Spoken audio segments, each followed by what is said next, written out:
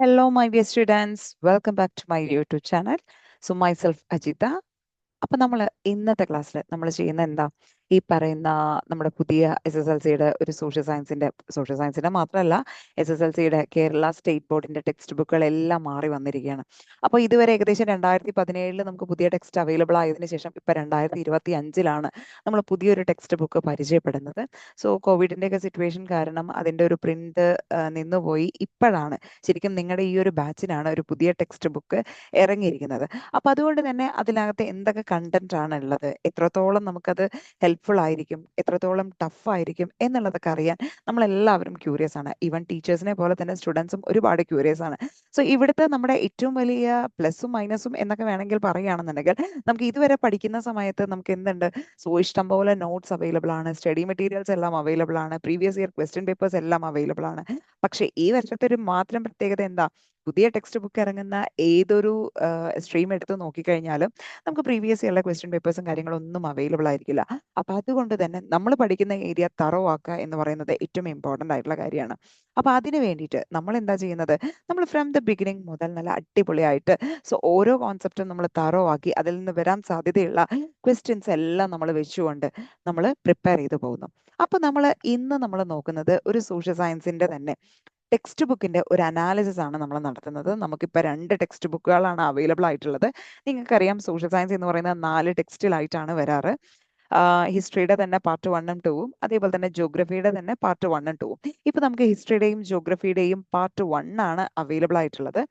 അപ്പൊ നമുക്ക് ഈ പറയുന്ന ഹിസ്റ്ററിയുടെ പാർട്ട് 1ല് ഏതൊക്കെയാണ് അവൈലബിൾ ആയിട്ടുള്ള ചാപ്റ്റേഴ്സ് എന്നുള്ളത് നമുക്കൊന്ന് നോക്കാം.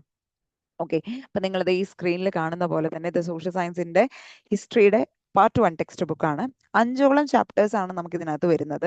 Humanism, liberty, equality, fraternity, social analysis through sociological imagination, wealth and the world, public opinion in democracy. ഇങ്ങനെ 5ഓളം ചാപ്റ്റേഴ്സ് ആണ് ഇതിൽ വരുന്നത്.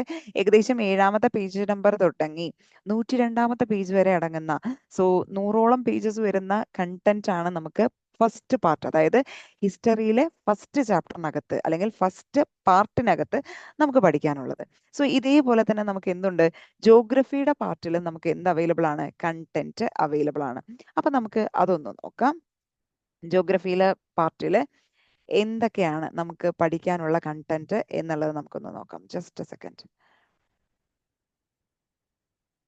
ഇതാണ് നമുക്ക് ജോഗ്രഫിയുടെ പാർട്ടിൽ അവൈലബിൾ ആയിട്ടുള്ള കണ്ടന്റ്സ് അല്ലെങ്കിൽ പാർട്ട് 1ൽ അവൈലബിൾ ആയിട്ടുള്ള ചാപ്റ്റേഴ്സ് എന്ന് പറയുന്നത്. ഇവിടെ നമുക്ക് 5 ചാപ്റ്റേഴ്സ് ആണ് വരുന്നത്.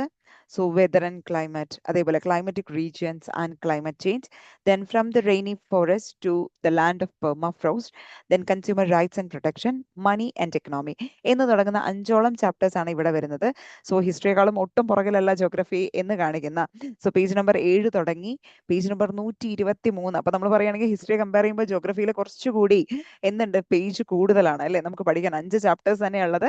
എന്തുകൊണ്ടായിരിക്കും, ഇവിടെ നമുക്ക് കുറെ ഇമേജസും കാര്യങ്ങളെല്ലാം ഉൾപ്പെടുത്തിയത് കൊണ്ടാണ് ഇത്രയും പേജ് നമ്പർ കൂടിയിട്ടുണ്ടാവുക എന്നുള്ളത് വിചാരിക്കുക. എനിവേ ഇത്തവണ ഇറങ്ങിയിരിക്കുന്ന ടെക്സ്റ്റ് എന്ന് പറയുന്നത് ഭയങ്കര കളർഫുൾ ആയിട്ടുള്ള ടെക്സ്റ്റ് ആണ്. നമുക്ക് കണ്ടന്റ് എല്ലാം ഈസി ആയിട്ട് ക്യാച്ച് ചെയ്യാൻ പറ്റുന്ന രീതിയിലാണ് പ്രിപ്പയർ ചെയ്തിരിക്കുന്നത്. ഇനി കണ്ടന്റിന്റെ ഹെവിനെസ് എത്രയാണ്, എത്രത്തോളം ടഫാണ്, എത്രത്തോളം ലൈറ്റ് ആണ് എന്നുള്ള കാര്യങ്ങളെല്ലാം നമ്മൾ ഡീപ്പായിട്ട് ചാപ്റ്ററിൽ ഡീപ്പായിട്ട് മൂവ് ചെയ്യുന്ന സമയത്ത് നമുക്ക് കിട്ടുന്നതായിരിക്കും. ഓക്കെ, അപ്പൊ ഒട്ടും വൈകാണ്ട് തന്നെ നമ്മൾ ജോഗ്രഫിയിലെ first chapter, that is weather and ക്ലൈമറ്റുമായിട്ട് എത്തുന്നതായിരിക്കും. അപ്പൊ ചാനൽ ആദ്യമായിട്ട് കാണുന്നവരുണ്ടെങ്കിൽ ജസ്റ്റ് സ്റ്റാർട്ടിങ് മുതൽ അങ്ങോട്ട് തുടങ്ങിക്കോളൂ, സപ്പോർട്ട് ചെയ്ത് സബ്സ്ക്രൈബ് ചെയ്ത് ബെൽ ഐക്കണൊക്കെ ക്ലിക്ക് ചെയ്ത് റെഡി ആയിട്ട് ഇരുന്നോളൂ. ദ ഫസ്റ്റ് ചാപ്റ്റർ ആയിട്ട് നമ്മൾ എത്തുന്നതായിരിക്കും. ഇവിടെ നമ്മൾ സ്ലൈഡ് വെച്ചിട്ടോ അല്ലെങ്കിൽ PDF ആയിട്ടുള്ള നോട്ട്സ് വെച്ചിട്ടോ ഒന്നും അല്ല നമ്മൾ ഈ പറയുന്ന ചാപ്റ്റർ മൂവ് ചെയ്യുന്നത്. ഈ ഒരു ചാനലിനകത്ത് നമ്മൾ എങ്ങനെയാണ് ടെക്സ്റ്റ് ബുക്ക് കണ്ടന്റ് വെച്ചിട്ട് തന്നെയാണ് മൂവ് ചെയ്യുന്നത്.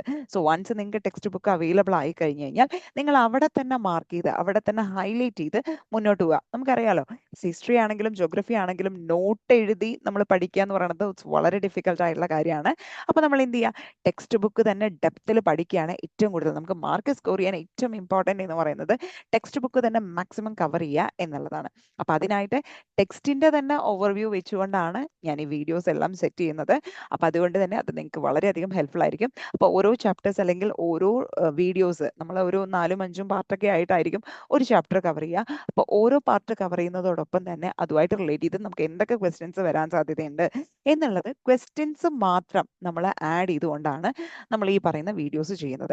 അപ്പൊ നിങ്ങൾ ചെയ്യേണ്ടത് ഒന്നേ ഉള്ളൂ, ആ ഒരു പർട്ടിക്കുലർ ഏരിയക്കകത്ത് ഏത് ക്വസ്റ്റ്യൻ ആണ് വരാൻ സാധ്യതയുള്ള ഒന്നുകിൽ ആ ഭാഗത്ത് തന്നെ ഒന്ന് എഴുതി വെക്കുക, അല്ലെങ്കിൽ ജസ്റ്റ് ഒരു സ്റ്റിക്കി നോട്ട് അവിടെ ആഡ് ചെയ്തിട്ട് ആ ഒരു പേജിൽ നിന്ന്, ആ ഒരു 2 പേജിൽ നിന്ന് എന്തൊക്കെ ക്വസ്റ്റ്യൻസ് ആണ് വരിക എന്നുള്ളത് അവിടെ തന്നെ ആ സ്റ്റിക്കി നോട്ട് സ്റ്റിക്ക് ചെയ്ത് വെച്ചിട്ട് ജസ്റ്റ് ഒന്ന് എഴുതി ചേർക്കാം. ഓക്കെ, അപ്പൊ അങ്ങനെയാണെന്നുണ്ടെങ്കിൽ പഠിക്കാൻ വളരെ എളുപ്പമായിരിക്കും.